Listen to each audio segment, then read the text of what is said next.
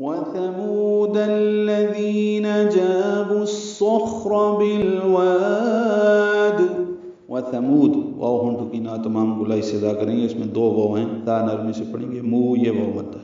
دال کو الذین کے لام سے ملانا ہے، دال نرمی سے پڑھنا ہے، تو حرکات لمبا کرنا ہے. جابو جا الف مدہ ہے، بو واو مدہ ہے، لیکن الصخر کا حمزہ عارضی ہونے کی وجہ سے با کو صاد سے ملا دینا ہے. بیچ میں واو الف لام نہیں پڑھیں گے، ادغام شمسی ہوگا.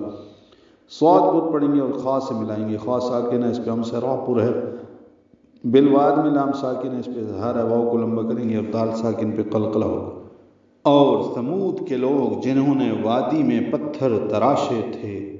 وَفِرْعَوْنَ ذِي الْأَوْتَادِ وَفِرْعَوْنَ واو ہونٹوں کی نا تمام گلائی سے را باری کا او واولین ہے. ذل میں لام ساکن پہ اظہار قمری ہے، دال کو لام سے ملانا ہے، او واولین ہے اور تاد لمبا کریں گے تا کو اور دال ساکن پہ قلقلہ ہوگا.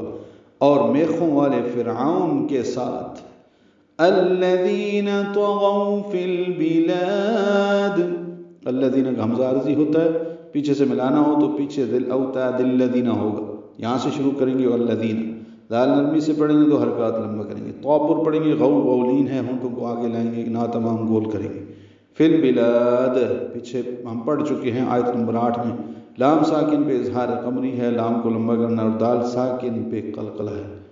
ان لوگوں نے اپنے اپنے ملکوں میں بہت سرکشی کی.